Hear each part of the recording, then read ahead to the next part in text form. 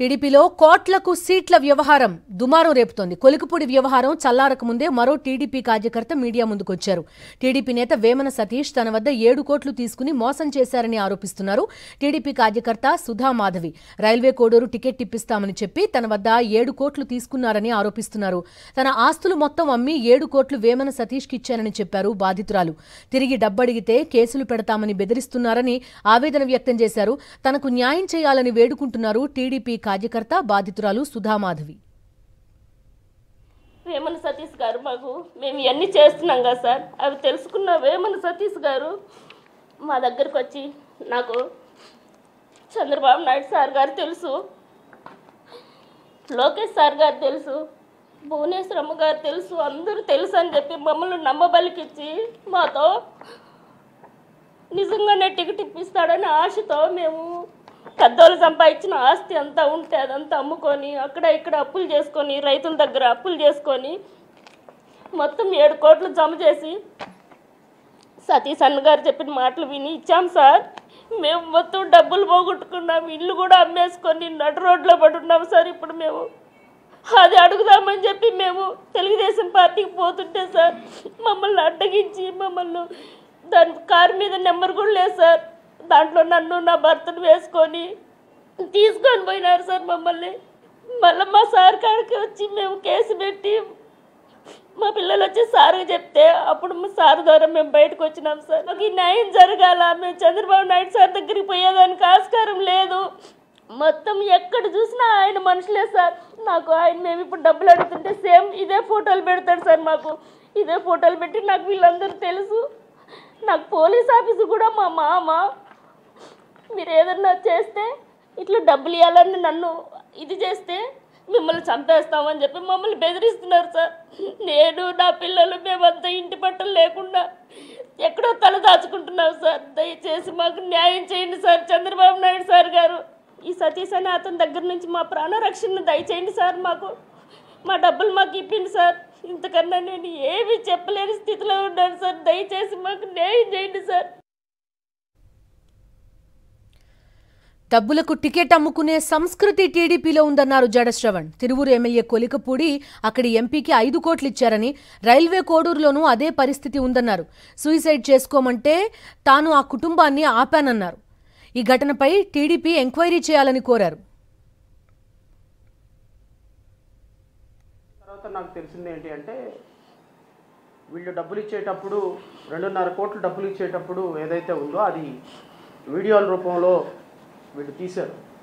ఆ వీడియో కూడా ఆవిడ ప్రెస్కి రిలీజ్ చేస్తుంది కాసేపు ఆగిన తర్వాత 50 లక్షల రూపాయలు అకౌంట్లో వేశారు. ఇంకొక 50 లక్షల రూపాయలు ఆయన ఎవరికైతే చెప్పారో వాళ్ళ అకౌంట్లో వేశారు.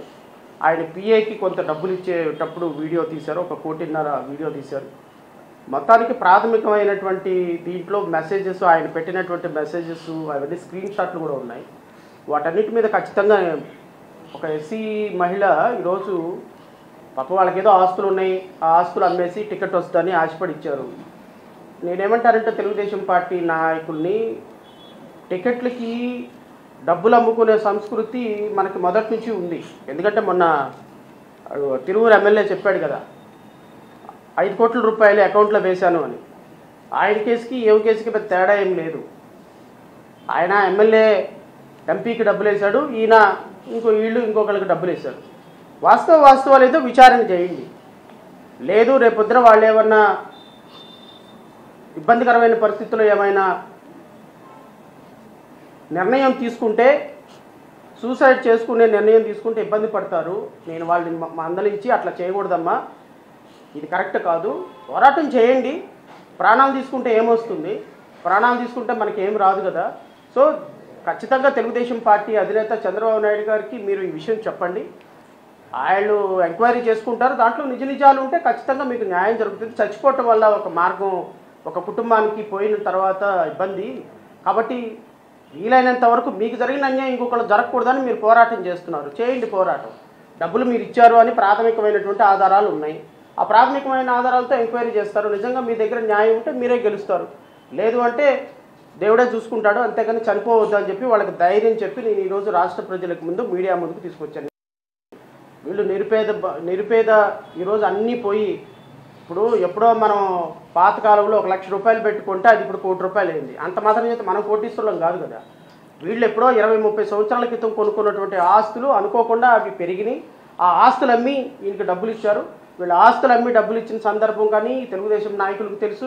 ఎందుకంటే చాలా క్లోజ్గా వీళ్ళ హస్బెండ్ తోటి వీళ్ళ ఫ్యామిలీ తోటి చాలా క్లోజ్గా మూవ్ అయ్యేటువంటి వ్యక్తి ఇతను వేమన సతీష్. ఎందుకంటే వీళ్ళతో చాలా క్లోజ్ రిలేషన్షిప్ ఉంది. సో అవన్నీ కూడా చూసిన తర్వాతే ఒక ప్రాథమికమైన నిర్ధారణకు వచ్చాను. ఖచ్చితంగా దీంట్లో న్యాయం ఉంటే మాత్రం న్యాయం చేయమని నేను వారిని కోరుతున్నా. సో ఖచ్చితంగా న్యాయం జరుగుతుందమ్మా, చూద్దాం ఏం జరుగుతుందో. దయచేసి సూసైడ్ అలాంటి చేసుకోవద్దని నేను వారిని కోరుతూ రాష్ట్ర ప్రజలను కూడా ఈ అంశాల్లో ఈ మహిళకి మద్దతుగా నిలబడాలని, ఒక దళిత మహిళగా పాపం వాళ్ళు చాలా బాధల్లో ఉన్నారు. నెలకి 40-50 లక్షలు వడ్డీ కట్టుకునే పరిస్థితుల్లో, ఏం చేయలేని పరిస్థితుల్లో రోడ్డు మీద ఉన్నారు. కాబట్టి ప్రజలందరూ ఆవిడకి బాసటగా నిలబడాలని నేను మనస్ఫూర్తిగా కోరుకుంటూ